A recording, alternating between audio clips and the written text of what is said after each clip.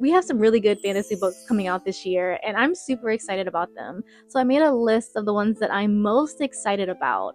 And if I missed anything or like there's anything else that applies to this genre, please let me know because I need to add it to my endless TBR. The first book that I'm super excited about is Among the Burning Flowers by Samantha Shannon. This is going to be the third book set in the world of Priory of the Orange Tree. Now that's one of my favorite series of all times. I've loved Day of Fallen Night, loved Priory, I've loved all the characters. Like that is just like one of my god tier series. So a third book, sign me up. And also in the blurb, it says it's going to be richly illustrated by someone named Ravina Kai. And I looked up this illustrator and look at this stuff. Like, this is amazing. Can you imagine how cool this book is going to be? I'm so excited. I have spent so many hours in this book world. I really have. Like, this is my favorite series, no lie. One of my best TikTok videos is one of me explaining this world. I broke it down in a very easily digestible way because this is an intricate world, okay? It is really intricate and it does take time reading to get oriented. Cannot wait for Among the Burning Flowers to be released in September so I can read it. Another one that I'm super excited about is The Enchanted Greenhouse by Sarah Beth Durst. So she wrote The Spell Shop, which is also another one of my favorite like cozy, whimsical books. But this Enchanted Greenhouse book seems like it's gonna have the same vibes. So it looks like there's gonna be sentient plants or talking plants and talking animals and a lot of magic.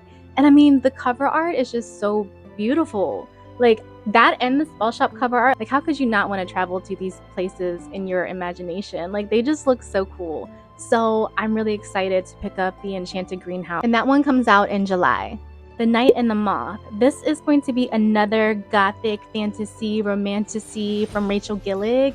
Now she was the author that wrote One Dark Window. So I really love the vibes in that book and I'm hoping that it kind of continues throughout her writing career, but we'll see. We shall see. I really like the cover art on this one as well. Like it's super pretty. They say don't judge a book by its cover, but we all do. And I love some really good cover art. A Witch's Guide to Magical Innkeeping. And this one's from the same author that wrote The Very Secret Society of Irregular Witches.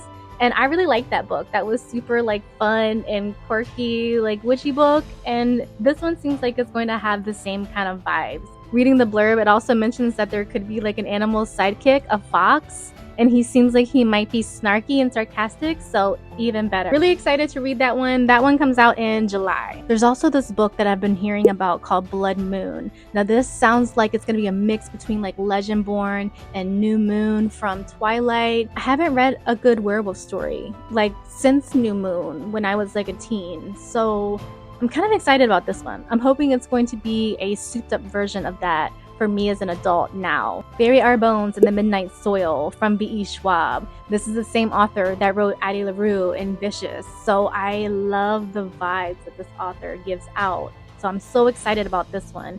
It's gonna be about 3 women who are buried in the same dirt, the same soil, and it's gonna be about like unraveling their stories, I think. And when I saw her little author's note on Goodreads, this is just the sweetest thing.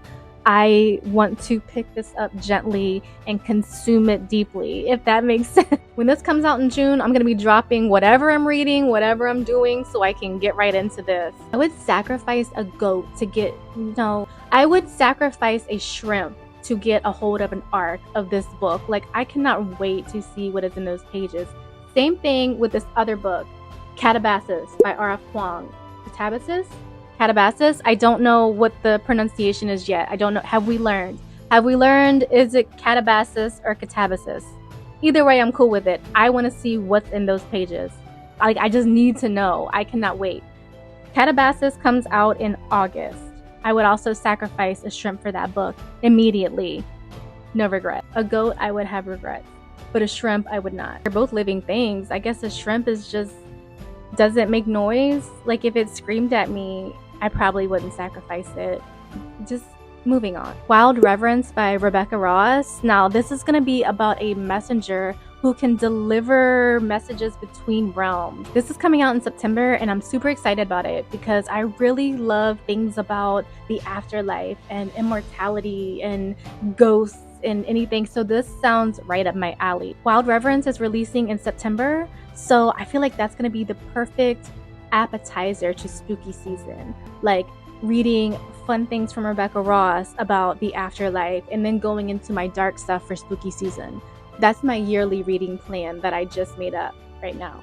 For No Mortal Creature, I haven't read anything by this particular author yet, but this sounds really cool, so I've had my eye on it. It comes out in October. This is going to be a gothic fantasy where a girl can travel between the realms of the living and the dead. So again, really on theme for the stuff that I like, kind of perfect for spooky season appetizers, so I'm here for it. The last book, it's not technically fantasy, but when we're talking about talking animals, I feel like that's magic, and it's a little bit fantastical to me. So I'm just going to add this in here with it because I'm excited about it. But it's called A Tortoise's Tale, and it's kind of reminding me of Remarkably Bright Creatures, where we're getting the point of view of an animal.